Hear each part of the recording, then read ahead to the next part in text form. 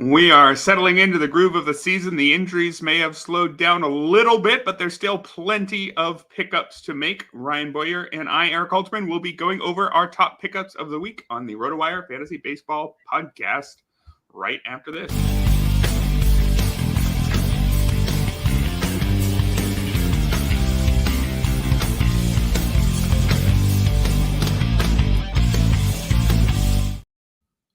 Welcome, everybody, to the RotoWire Fantasy Baseball Podcast, Saturday FAAB edition. Erik Halterman here with Ryan Boyer. And Ryan, the injuries maybe slowed down a little bit, so I'm assuming you've got no pickups you need to do, right? You're all set? Your teams are good? We're going to just skip this episode, phone it in? Yeah, I managed to avoid all of the injury landmines. What is everybody talking about with all these injuries? I don't know what you're referring to. Yeah, I have no idea. It's only been good health this year on all of my teams for sure. In fact, I'm winning every league that I've ever participated in. I'm even winning some for next year. So I think we're pretty set. It's going great right around here. But it may not be going great for everyone, and it may not be going great for all of our teams either. So we're gonna have plenty of pickups to get to in today's show after we go over some of the big headlines of the last 24 hours or so. There are still some injury-related headlines, unfortunately. Carlos Correa hit the injured list with a right oblique strain. Not his ankle, but I guess other parts of his legs are still injury risks. Tough one there for the Twins because Correa had gotten off to a bit of a hot start. Are you seeing anybody that we should be jumping to pick up out of this situation, or mostly just waiting for Correa to get back? Jose Miranda should get, I would assume, fairly regular playing time. I know they're not crazy about using him at third base, which would probably Willie Castro's probably getting most of the time at shortstop. Well, it would open up more time at third base. Miranda has the most interesting bat of anyone that might see an uptick in playing time. So I think he's interesting in very deep leagues, maybe more single league formats at this point. But yeah, Correa, one of the very few Twins that is off to a good start offensively. And at least it's not the plantar fasciitis acting up again. He seems to be hopefully past that for now, but oblique could be a multi-week absence. And yeah, like I mentioned, it's bummer for the Twins. They don't have many people hitting right now in their lineup, and Correa was one of them, but he's going to be on the shelf for a little while. Yeah, I'm not yet seeing a grade attached to that oblique strain, so I'm not yet sure the number of weeks, but I don't think that we would necessarily pick the optimistic outlook with Correa given his history. You mentioned Jose Miranda. He feels like somebody who could be a post-type sleeper in a year or two. Is he a pre-post-type sleeper right now, or is he just not very good? I guess that's the question. Yeah, I guess he probably qualifies as the post-type sleeper. I mean, he never really seemed – there was quite a bit of optimism, excitement for him going into last year. He never really seemed healthy.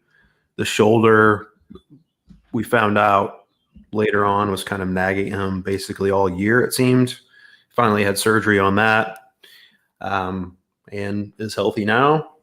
And they mentioned they see him more as a first baseman / designated hitter than a third baseman. But with the left side of their infield, both starters on the IL now, suddenly your really bad defenders, or as long as they're passable, they might be willing to throw that bat in the lineup. So I think he's probably, like I said, single league viable for now.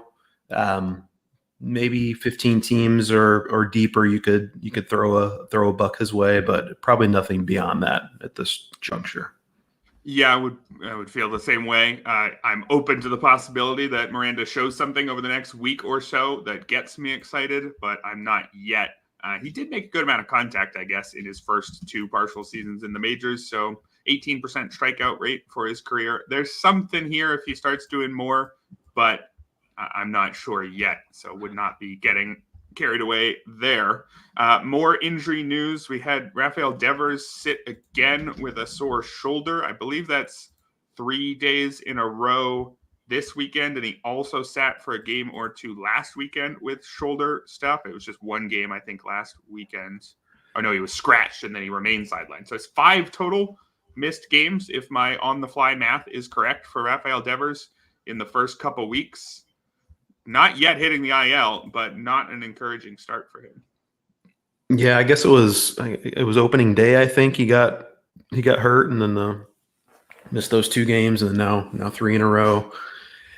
Cora seemed optimistic he was going to be back today, but I don't know if there's I didn't see anything about a setback necessarily, but obviously he has not progressed as quickly as hoped. You just hope that we don't hear, okay, we're going to send him now for an MRI just in case. That's a big red flag if something like that happens. Right now, still seems like a day-to-day thing, but obviously the nagging soreness is never ideal.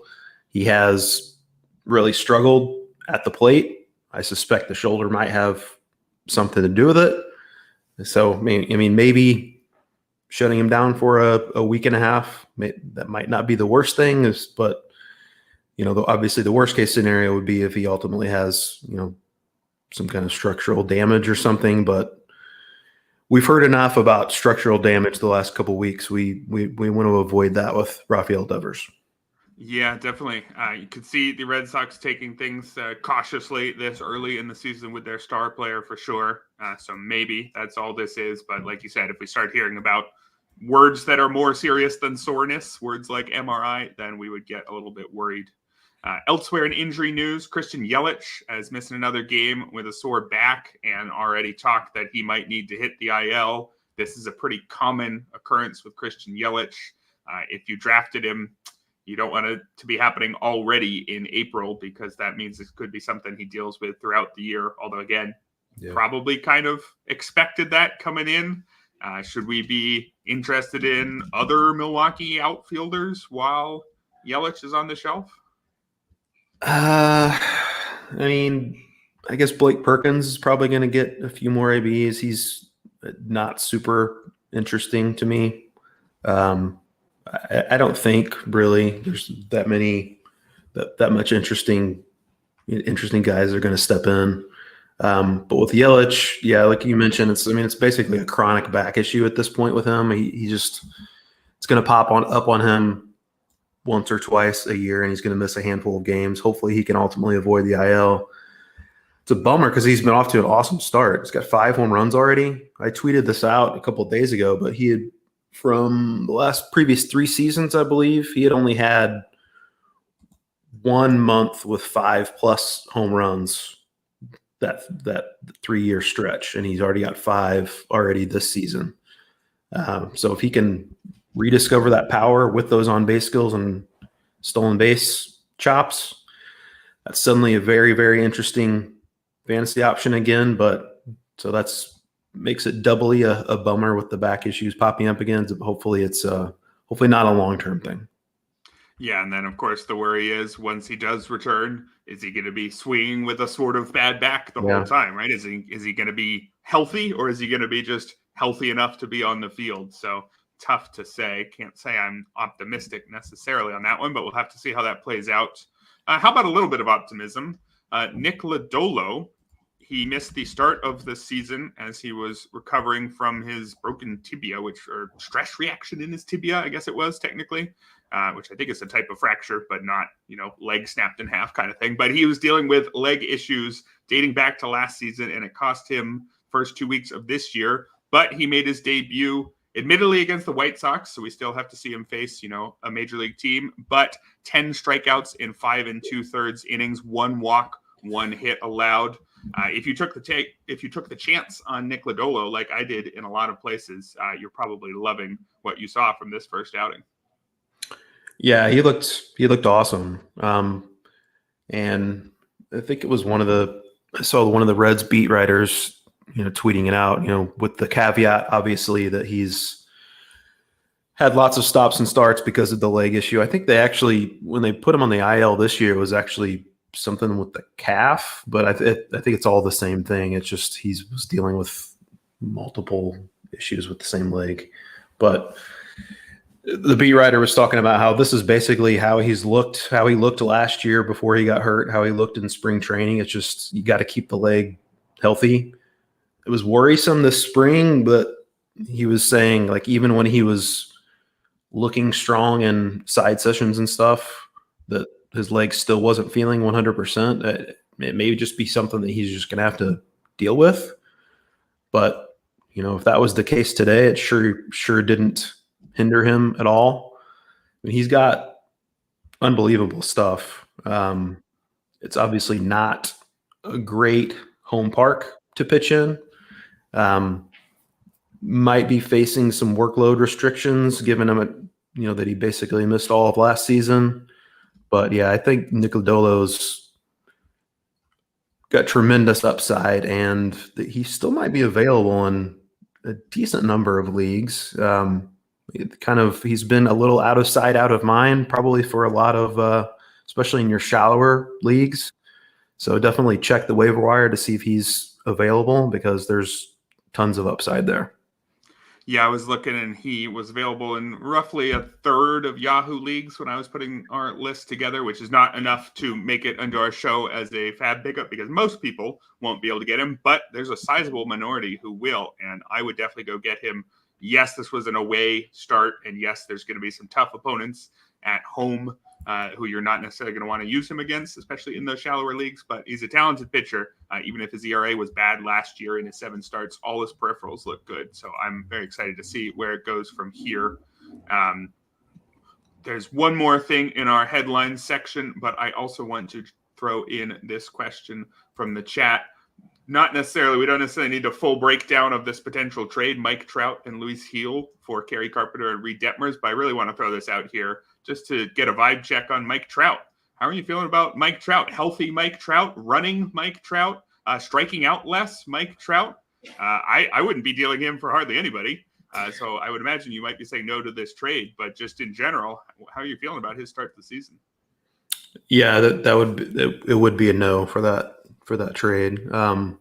But yeah, it's hard not to be super encouraged, and not only from the basically what he's done on the field, but also what he's been saying. He's anxious to run more. I don't know about you, I had kind of written that part of his game off. But it's not like he's still been elite in terms of like sprint speed. A lot of this is just the desire to run for guys like that. And I know he had been cautious about getting hurt because he's uncomfortable, I believe. I think it's Trout that I'm thinking of. Like he can't really slide feet first, or maybe it's head first. It's one of the two. One of the two he's not comfortable doing, and it prevents him from. He thinks it's going to cause more injuries. I think he can't slide head first. He's not comfortable doing it. I don't know. It's one of the two. Anyway. Yeah, I'm mostly seeing photos of him sliding feet first, so that might be okay. But in any case, very, very good to see him, feeling good, right? We don't always get the insights into how these guys actually feel, and feeling good is key for stealing bases. I mean, it's key for everything in baseball, particularly though in stealing bases. Steals are about desire as much as speed, and he's always had the speed, as you mentioned. He just didn't have the desire. So if that's it sure would have been nice if he would have mentioned it before the season. Yeah, during fantasy draft season in March, but better late than never. I suppose a little bit, but we're so trained to ignore that from everyone, right? Yeah. I think there was just a little bit of maybe Mike Trout will run this year, but if your thought was okay, sure, I think that was pretty understandable. But so far, it's looking real. So I'm excited for at least as long as he can stay on the field. He's pretty fun to watch when Mike Trout is going at his best. One final headline from yesterday: Spencer Strider did get his surgery. I think we said that we would wait a week until we would know for sure, even though I don't think anybody was optimistic that we were going to get good news. But given that he was their first-round pick, it made sense just making sure that he was indeed going to miss the rest of the year, and he is. Internal brace surgery means we could see him early next season instead of late, but as far as redraft goes, completely out of the picture. But for the purposes of today's show, which is a FAAB show, it's interesting that I don't think either of us put any of Atlanta's next men up on the list. And for me, the reason was we're not really sure what they're going to do. There's no real reason to be confident in any of these next guys just yet. Yeah, I had mentioned in last week's show Bryce Elder. I do think he's probably ultimately going to get the first shot, but I don't think his schedule quite lines up yet. They have Darius Vines up, and I think if he's not needed in long relief of these next couple of days, it sounds like he's probably going to make a start Monday or Tuesday. He's somewhat interesting, but Bryce Elder is definitely more of a high floor guy than a ceiling guy. I still think a guy like Hurston Waldrop is a very interesting stash. I think the Braves have often been very aggressive in promoting top prospects. AJ Smith-Shawver is interesting as well. I do like, and he probably would get a shot before, although he's off to a really rough start at AAA Gwinnett, I believe. He probably would get a shot before Waldrop. I am more interested in Waldrop from an upside perspective, but Smith-Shawver is certainly in the conversation there as well. Yeah, with Strider, the internal brace is certainly better than the full Tommy John repair, although he did have Tommy John surgery before, maybe in college, I believe. So that's going to prolong the rehab a little bit. I still probably wouldn't expect him until around mid-season, I would guess. But yeah, certainly for the redraft in 2024, he's donezo. Yeah, it'll be an interesting discussion whether or not to stash him in next year's drafts. Just looking at those names, you mentioned Hurston Waldrop and AJ Smith-Shawver. Through one start, Waldrop has an ERA of 23.63, and through two starts, Smith-Shawver is at 18. So I think Atlanta probably wants to see one of them, put together a good outing or two. And I think if one of them had, crushed it in their first two starts, we might be talking about, hey, this guy's coming up and he might make 28 starts in the big leagues. Until we see that, right? One thing we probably should mention, does this prolong Reynaldo Lopez's stay in the rotation? I've got to imagine at some point they probably envision him transitioning to relief at some point in the season. That might not happen now. It's a little tricky with him being in relief the last couple of years, but of course he has plenty of past starting experience, so I think he probably could get up to like 150 innings if they really wanted him to. And he's looked really good early on. I know I think he has a 2-start week this next week, and they're both really tough matchups. I think he's like at Houston and at home against the Rangers or something like that. So that'll be a definite test. But yeah, he's looked really good early on, and he might have a longer leash as far as staying in the rotation goes now. Yeah, I would imagine there's still going to be some sort of innings limit that they come up on later in the season. But certainly if you thought that he was going to start in April and then be sent to the pen and then come back later in the year if they need him when somebody's hurt, now it's looking a lot more like he's just going to give him whatever innings he can, and then we'll figure it out from there. We're going to get to our top FAAB priorities of this week right after this message from Vivid Seats. Finally, baseball is back. This MLB season, knock it out of the park with Vivid Seats and score great tickets to the biggest games of the year. Every fastball, every home run, and every eye-popping play of your favorite team, live and in person. Plus, with Vivid Seats rewards, you can earn rewards with every single purchase. Just buy 10 tickets, then cash in your credit towards your free 11th ticket. Talk about an easy win. And here's a pro reward tip. When buying tickets for your whole group, split the bill and make progress towards your free 11th ticket even faster. From behind the dugout to the upper deck, Vivid Seats has great tickets for all the 2024 games that matter to you. Just visit vividseats.com or download the app today. Vivid Seats, experience it live. See vividseats.com/rewards for terms and conditions. And we're back here on the RotoWire Fantasy Baseball Podcast. Erik Halterman and Ryan Boyer going over our top pickups of the week, starting as always, or as the last few weeks as we're working on our system here, but starting with 10 or so guys for shallower mixed leagues, 10 and 12 team mixed leagues. Who is your first player, Ryan? I've got Tyler Anderson of the Los Angeles Angels. Nice start for him. 0 earned runs, 0.79 whip in his first 2 starts. Also looked great this spring, had a 20-3 strikeout to walk rate in 16 and 2/3 innings. He's not going to wow you with velocity. We know that. He's in the 3rd percentile in fastball velocity. However, among left-handed starters, he's first in baseball in induced vertical break. So that fastball does play up a little bit for as little velocity as it might have. Also has 44.7% whiff rate currently with his changeup. Ranks in the 97th percentile in chase rate, 88th percentile in hard hit rate.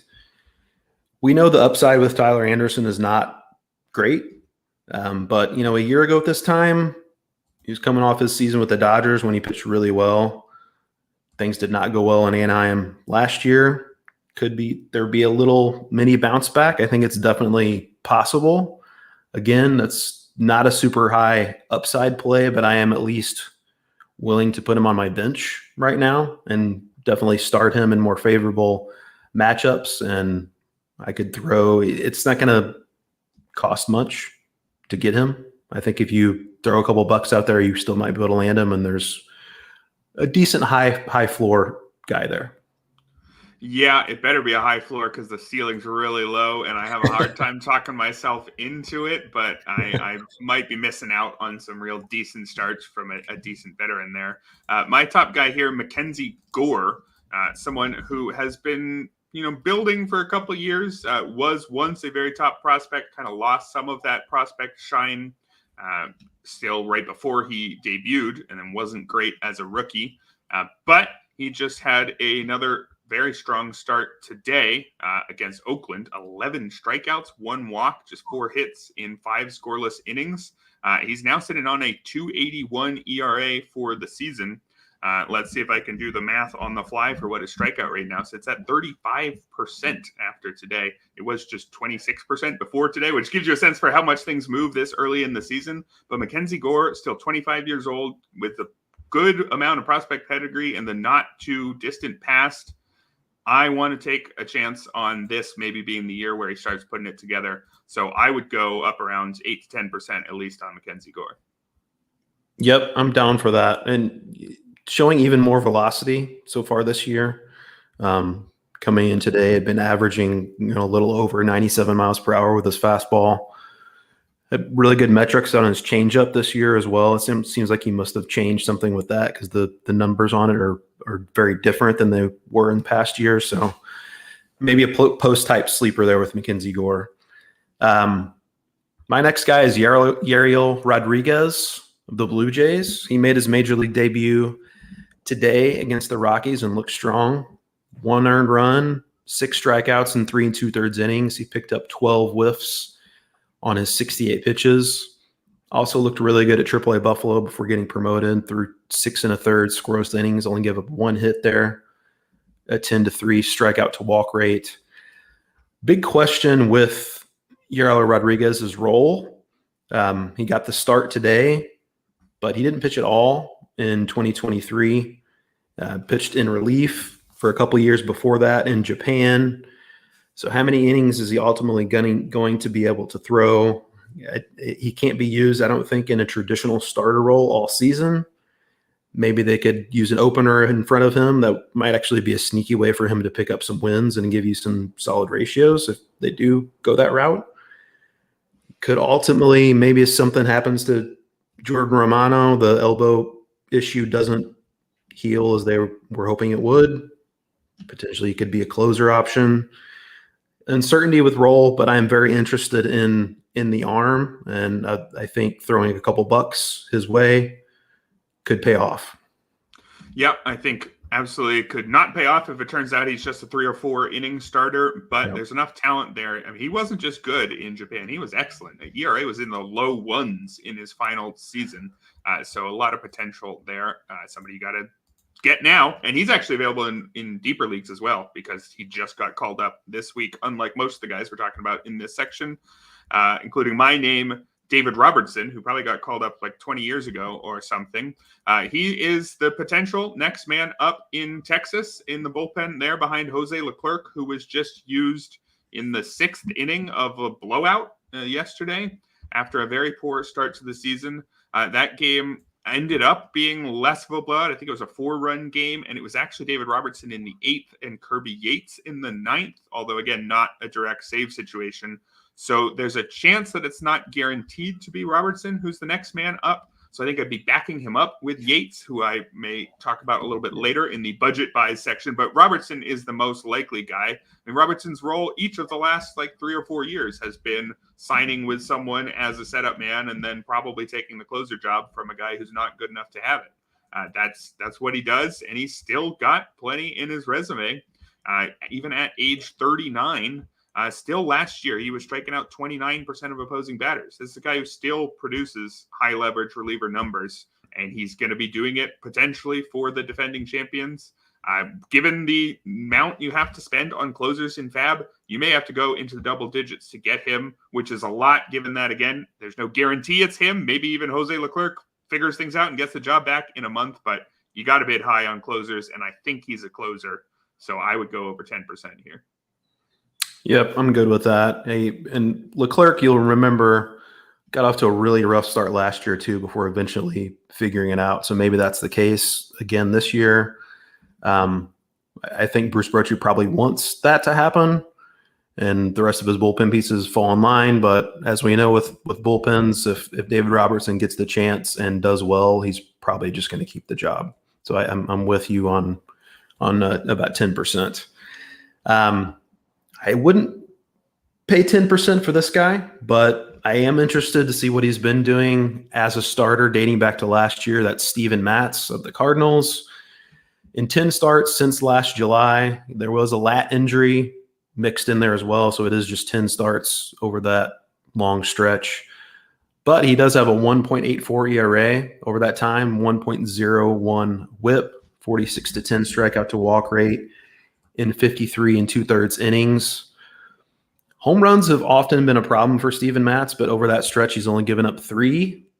You could say, well, maybe he's going to have regression go the other way for him, or maybe he's figured out a way to limit the home runs, which could enhance the upside there. He has simplified the pitch mix majorly so far this season. He's throwing a sinker and changeup combined 90% of the time. Maybe that's the recipe that he's going to get to work. There haven't been as many whiffs so far this season as we've seen in the past, but he has been often a strikeout per inning guy. So I'm not terribly worried about that. Should have a pretty decent offense ultimately backing him.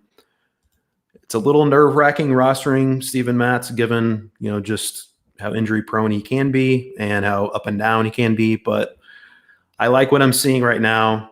Yesterday's start was a little wonky. He looked like he was going to go deep into that game, and then he made a fielding error himself and kind of got pulled before he could pick up a win. So that had the potential to be even better than it was. But like what I'm seeing from Steven Matz so far, and I think if you throw a couple bucks at him, he could pay off. Yeah, among your boring veteran pitchers, I definitely prefer Steven Matz to Tyler Anderson. I think Matz at least gets about a league average amount of strikeouts most of the time. Yep. And yes, he's not durable, but neither of these guys are far above the replacement level in most leagues. So you can ignore durability in those situations. I think just get Matz for now, and then when you don't have him anymore, get Anderson at that point, I think, or get whoever the May version of Tyler Anderson is. Moving to the hitters, we're going to start rather illogically with the outfield, and I'm going to go with Nelson Velazquez as the first name on our list here. Got some buzz in deeper leagues, and I think is proving that he deserves widespread use in even shallower leagues as well. He is someone who hits the ball very hard and strikes out too much, and that's been the case still this year. strikeout rate 34% isn't what you want to see, but still hitting the ball very hard. Not a ridiculous 21% barrel rate like last year, but already has a pair of home runs and is slugging .535. Also, he is playing, I think, is it literally every day, or maybe he's had about one off day recently, and he's batting 5th or 6th, which is good enough for me on a Royals team, which looks like it has a little bit better of a lineup than we thought. So I think Velazquez is maybe now a every league all-in power guy rather than just a deep league all-in power guy. Yeah, I mean, I think definitely in 5 outfielder leagues, he's got to be a must roster guy at this point. Yeah, I'll say I'll go only about 3 on him, though, just because there is some risk that his strikeout rates could just take over again. You're going to have to go higher for this guy. Colton Cowser, he has arrived. Colton Cowser of the Orioles, first 2 Major League home runs Thursday against the Red Sox, hit another home run Friday against the Brewers. So far this season, he's 13 for 27 with those 3 home runs. Also got 6 doubles. He's driven in 12 runs in 12 games. He's made 6 straight starts against right-handed pitching, 5 of those coming in left field at the expense of Austin Hayes. He also made 1 start in right field. All of these categories, expected WOBA, expected batting average, expected slug, average exit velocity, barrel rate, hard hit rate, chase rate, all in the 92nd percentile or higher so far for Colton Cowser. He does hit a lot of balls on the ground, and I'm not sure he's going to ultimately play a bunch against left-handed pitching, but that feels like a little bit like nitpicking. He's not going to be, as a left-handed batter, as affected by the enormous left field at Camden Yards.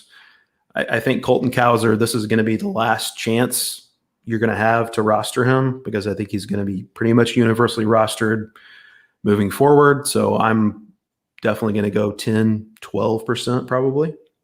Yeah, I might even have to go 15, 20 just because he's exciting and fun, but I think it might be worth doing.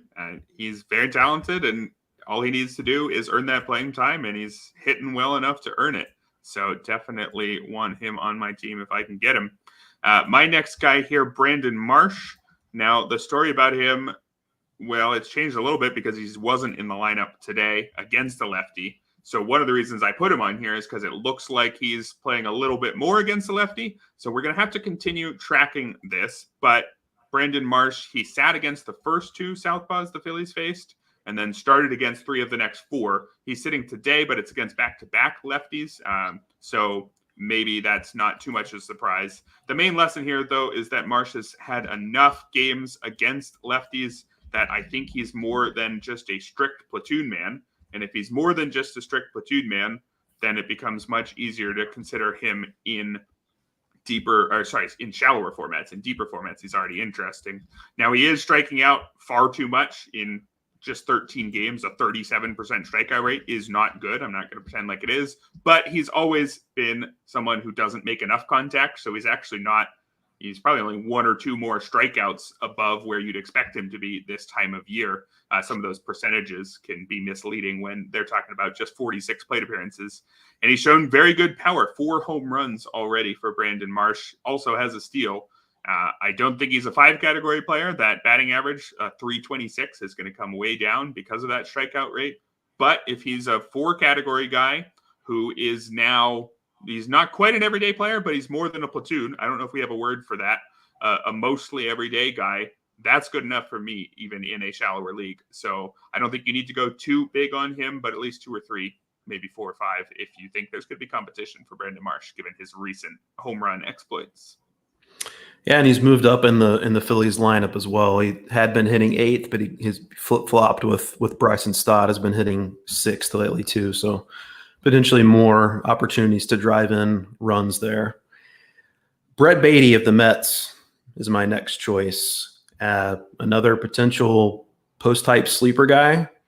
327, 365, 408 in his first 13 games this season. He started out at the beginning of the season hitting kind of lower in the Mets lineup, but he hasn't hit lower than 5th over the last 9 games. He started all but 1 game this season, including one against the left-hander. The Mets have had a pretty righty-heavy schedule, which has been to the benefit of Brett Beatty. But I think because Mark Vientos is in the minors, that they don't really have a great platoon option for him. So I guess it would be Zach Short. I think they would rather just see what Brett Beatty can do against lefties than put Zach Short in there.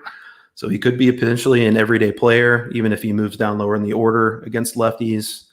And Brett Beatty, still very young, has a chance to be a post-type sleeper.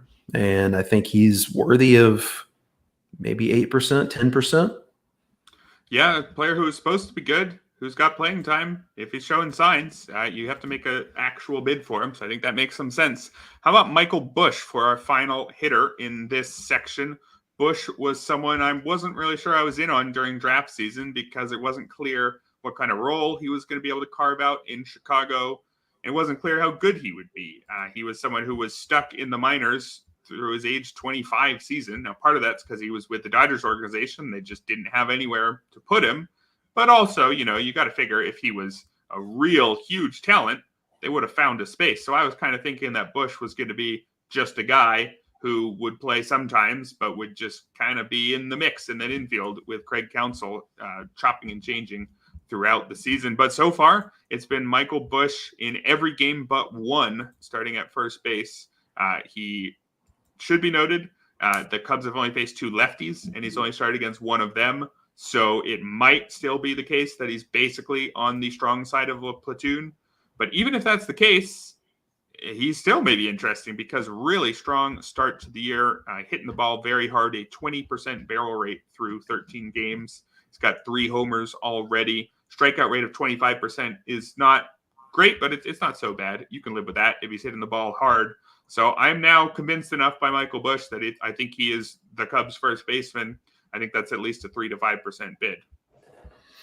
Oh yeah, for sure. I think you probably should go even higher than that. Honestly, I'm surprised he's not more rostered than he currently is. Actually, I mean, it's a former top prospect who is getting a chance at an everyday job, and he certainly looks the part so far. Yep, we are going to move on to our budget and deep league pitchers and hitters. Although I want to throw in this question from chat. Hunter Brown, is he a drop in these shallower leagues if you're trying to get some of these guys we just talked about? Pretty poor start for Hunter Brown, but people did, invest a decent draft pick in him. I would have a problem with dropping him already. I'm fine with sticking him on the bench for a bit, but I think the upside is still there with Hunter Brown, so I would hold. Yes, the only thing I would say there is that his next 3 projected starts versus Atlanta, he's on my bench for that one. At Washington, okay, I want him there, but then at Colorado. So if you're not going to use more than one of his next 3 starts of the next 2 weeks, maybe. But you could also just say, let's keep him on the bench, hope that he turns things around. And by the end of that period, I'm going to start wanting him again in May. So something to think about there. We are going to move to our budget pitchers and hitters after this message from On Demand DFS. Hey, Ryan, do you ever think about the golden days of fantasy football? When it was all about the love of the game, the camaraderie, and yes, the bragging rights. Well, our friends at On Demand DFS are bringing those days back with their revolutionary app that's changing the game for fantasy fans everywhere. Gone are the days of confusing entry fees, playing against unknown masses, or juggling multiple apps to trash talk with your league mates. On Demand DFS is here to streamline your fantasy football experience, making it more about strategy, fun, and most importantly, the community. With On Demand DFS, you can create a contest in seconds. Invite your friends, and you're off to the races. No entry fees, no gimmicks, just pure fantasy football bliss. And here's the kicker. You're not limited to current season players. Imagine crafting your dream lineup from over 5,000 NFL legends and today's stars using real historical data to simulate the action. And for those who hate the wait, you'll love Turbo Mode. Contests wrap up in minutes, not hours, keeping the excitement going all week long. Download the On Demand DFS app now and get started with a 30-day free trial. Dive into a fantasy football experience that's rich in history, strategy, and most importantly, fun. It's time to create your legacy with the ultimate lineup of legends and live out your fantasy football dreams like never before. Thank you for that message. On-demand DFS. I love the part of that read where it talks about juggling multiple apps to trash talk with your league mates. I got this guy that I trash talk with texts. I got this guy that I call. I got this guy that I send WhatsApps to. This guy only accepts trash talk through Signal. I'm sure somebody out there has that experience. Anyway, back to the fantasy baseball. We have talked about our shallower mixed league ads. Let's move on to some guys that we're probably only really looking at in deeper leagues, starting with the pitchers. Who have you got here, Ryan? Got Joe Ross of the Milwaukee Brewers. He's back in the majors. Yes, Joe Ross still exists. Hadn't pitched in the majors since 2021. Was recovering from his second Tommy John surgery, and he's off to a great start. 2 runs, a 10-6 strikeout to walk rate in 10 innings in his first 2 starts. Struck out 7 over 6 1/3 innings his last time out. 2-pitch pitcher. He's always been that way. But his sliders have always been a really good pitch. It's got a 43.8% whiff rate this year, along with a 225 expected WOBA. Look, we know with Joe Ross, there's not going to be a ton of upside here. He's an older guy and hasn't pitched for a while. We don't know what the ultimate workload is going to be for him. I don't know that there's much staying power, I'll be honest, but he's always had some swing and miss ability. Milwaukee often has a reputation of getting the most out of their pitchers. I think he could be interesting in a deeper league. I'm at least interested in streaming him against favorable matchups. Yeah, I think that sounds right. Also, I should mention, we decided we're not going to throw out bid recommendations for all these budget guys because we realized that we're saying, 1 or 2% pretty much all the time. So if there's somebody that we're really excited on who we would throw more than that at, we'll let you know. But certainly Joe Ross, not in that category, but a name to have on your waterfall at minimum and maybe to be at least moderately interested in. I think more interest in him, at least on my part, than in Spencer Arrighetti, but I did want to talk about him. He was called up by the Astros, made his big league debut early in the week, only lasted 3 innings, gave up 7 runs against the Royals. So not exactly the debut he would have dreamed of. He's not a top prospect, but he's not a complete non-prospect either. Unfortunately, he's got some command issues to go with good stuff or theoretically good stuff. He pitches for a team that theoretically should get him some wins, even if the Astros are off to a poor start, although his next start's probably against Atlanta, so I don't think I'm using him next week.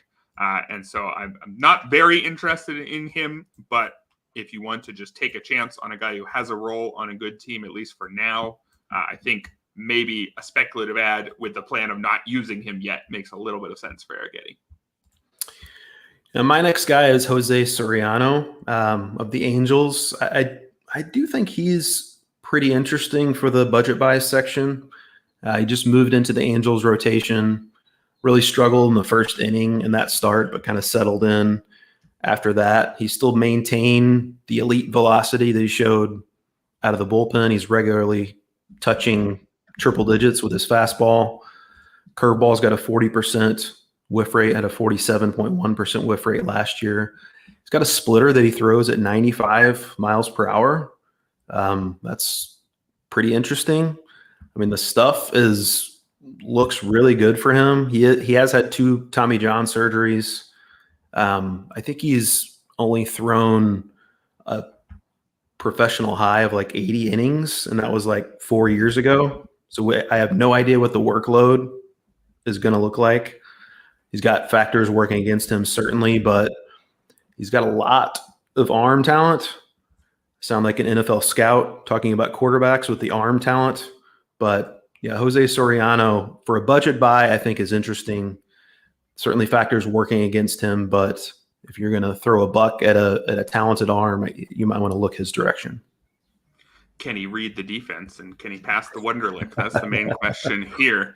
My next pitcher, I'm going to sneak in a stash pitcher, somebody that you won't be able to pick up in leagues where you can't pick up minor leaguers, like, say, most NFBC leagues. But Christian Scott for the Mets. I'm throwing him on here because I did a stash draft with our colleague and prospect expert, James Anderson. You can find the results on my Twitter at Erik_Halterman, Erik with a K. We went back and forth drafting the prospects / injured players who we would stash. And with the third overall pick in that draft, James took Scott. And when James likes a prospect, it's worth paying attention. Scott doesn't necessarily have an imminent path to a debut. In fact, the title of our most recent note at RotoWire is Promotion Likely Not Imminent. But it might not take that long for Scott. If there's another injury, he could be the guy to get the call because he's at AAA. He's off to an excellent start, struck out over half the batters he's faced in his first 2 starts while walking just 1. Really elite strikeout and walk rates at every step of the minors. If you look at both high A and double A last year, strikeout rate of at least 30% with a walk rate under 4.5%. This is what a good pitching prospect looks like. This is exactly the numbers I want to see. And if and when he does get the call, it's going to be at Citi Field, which is a great place to pitch. So I'm sure that Paul Skeens is not going to be available in your league, but if you're hoping to stash a pitcher and you can get one, Christian Scott of the Mets is the name to know. Yeah, my next guy is not so much a stash. He's a fairly uninteresting, I'll be honest, potential streaming option. But JP Sears of the A's, really awesome his last time out. Went hitless through 6 1/3 innings against the Rangers.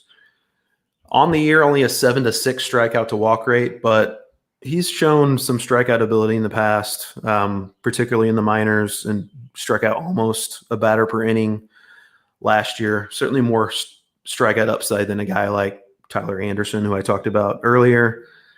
There are obvious factors working against JP Sears, not the least of which is the team that he plays for, which is a major league team only in name, but not in practicality.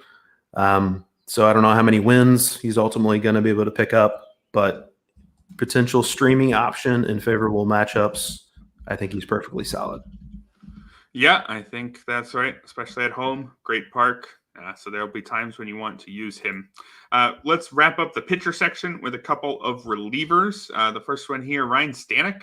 He's got 2 saves. Not exactly what people thought was going to happen, but he's been used occasionally as just a normal closer with Andres Munoz being the high leverage guy in Seattle. I don't think anybody thinks that Stanek is a better pitcher than Munoz, but if he's going to continue to be used in this way, I wouldn't project Stanek for the majority of the saves, but at least until Matt Brash comes back, it could easily be, half to 2/3 of them going to Andres Munoz and something like 1/3 to a half going to Ryan Stanek or other pitchers. So that keeps him, I think, only in deep league consideration because there's going to be a lot of weeks when you put him in your lineup and he just doesn't get you a save. He just throws 2 shutout innings of relief or something. But if you're chasing saves, worth going in on him, especially because, hey, what if this develops into a way where they decide they actually really like Munoz going in the 7th and 8th, and they just like the stability of Stanek. I don't think that's going to happen, and Matt Brash is part of the picture in the future as well, but got to pay attention to a guy getting saves now. Would you be on Stanek or the other guy I threw on here, Kirby Yates, who, as we touched on earlier, probably behind David Robertson in the depth chart in Texas, but we don't know that for sure. And there's more of a chance, I think, that Texas just installs a new proper closer, whereas Seattle, I don't think Stanek's going to close. I think he just is going to get some saves. Yeah, I think I would still lean Stanek, though, simply because I just think David Robertson is probably ultimately going to be next in line there. But yeah, the Stanek stuff, this is why I was all over Matt Brash in earlier drafts before he hurt his elbow. I just didn't trust Scott Service and avoiding Andres Munoz, frankly. I didn't trust Scott Service to have a set it and forget it closer. He just doesn't really like doing that. Also because I really like Matt Brash, which is why I'm bummed he's hurt, but he is on the comeback trail. So yeah, I think it's possible Stanek could get the occasional save even after Brash comes back as well. And he's been kind of an underrated pitcher in his career. He's always missed a lot of bats. The control isn't great. He can have some home run issues at times as a big fly ball guy, but definitely misses bats. I would probably prioritize him over Yates out of the two. Yeah, I think that sounds reasonable to me. Let's move on to the budget/deep league hitters. And the first one I threw on the list was Gavin Sheets. I put him on there because I noticed the other day he was batting with third or fourth, and I was ready to laugh at the White Sox for, wow, you've got Gavin Sheets and Kevin Pillar and Corey Lee in the heart of your order. Well, all right. The other two, yes, we can continue to laugh there. Cleanup man Kevin Pillar, yeah, not ideal. But Gavin Sheets is actually kind of hitting this year, and he was supposed to hit in the past. He's one of these guys who is supposed to be an above-average hitter, but maybe not enough above average to overcome the fact that he's really just a first baseman, which keeps him on the bench. But, if that bat takes a little step forward, through his first 10 games, he had an 1158 OPS. It looks like he went 0 for 4 with 2 strikeouts today, so I guess maybe cut him everywhere. But really good plate discipline early, 2 and a couple homers. And again, 333 batting average, hitting the ball really hard. 28 years old. Is this just somebody, I'm not getting ahead of myself here, but he could be a late bloomer who just now is the decent first base DH corner guy that we thought he was going to be a few years ago.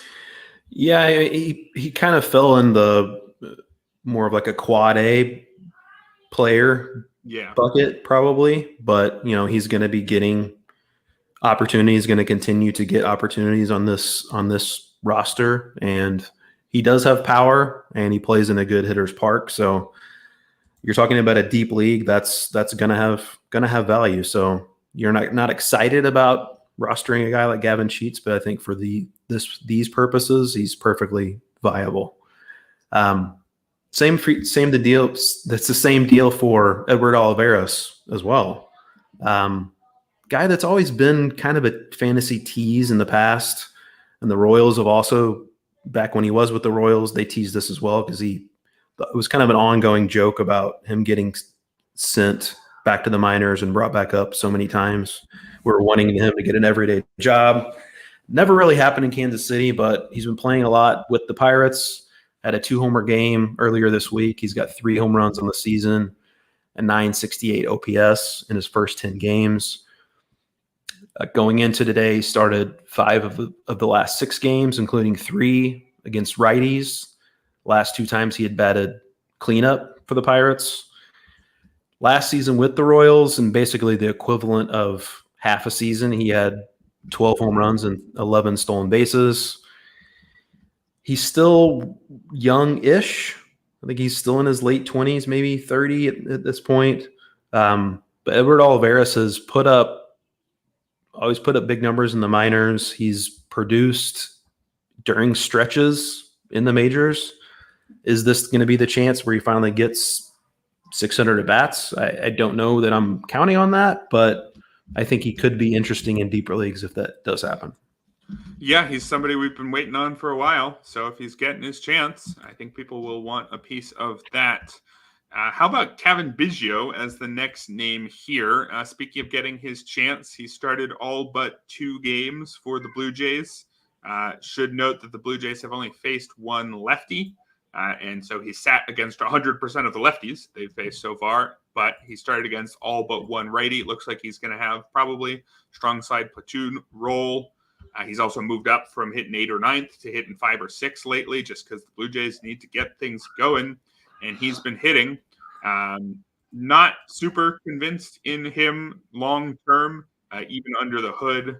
Strikeout rate's still pretty high in the high 20s. And his hard hit rate is actually quite low this year. So I think most of his actual results are pretty fluky. He's hitting 316 with a 253 expected batting average.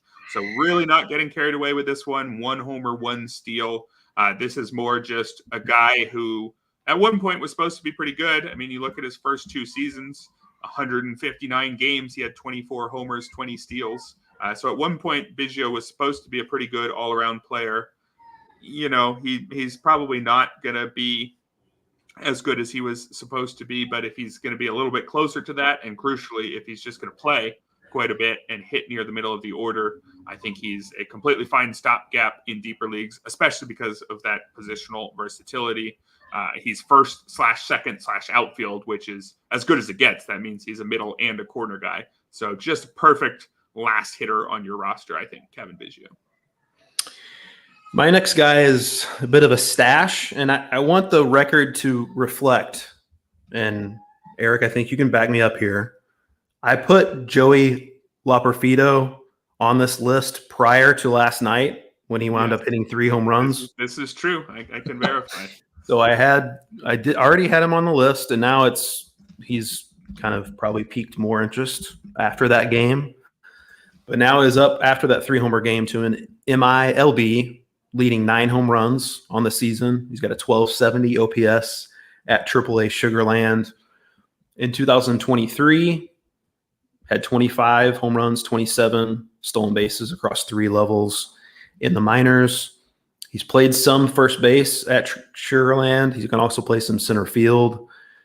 And those positions could potentially be open for the Astros, particularly first base. Jose Abreu, I don't know if you guys have seen, he's 3 for 37 with a 31.7% strikeout rate.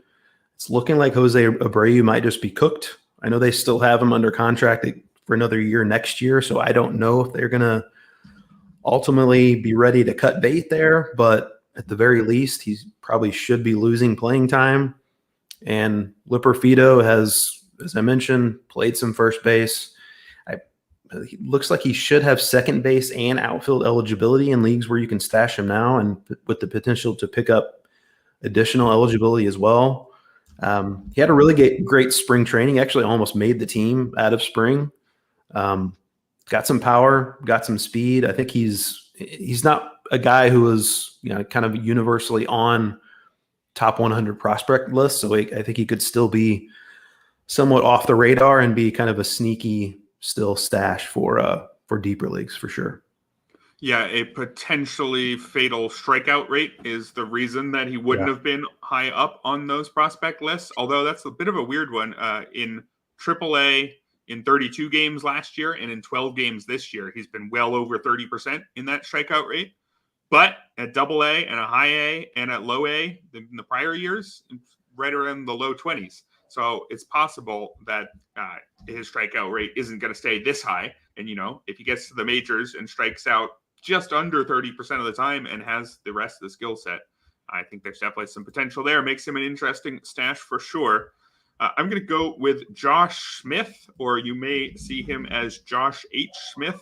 I've noticed he's lost the H in a few places. Is that just because the other Josh Smith retired, or is it maybe because Josh Smith now is kind of good, and so you lose your middle initial when you're kind of good? I don't really know how it works, but the point is that Josh Smith is playing due to the other injuries, I guess specifically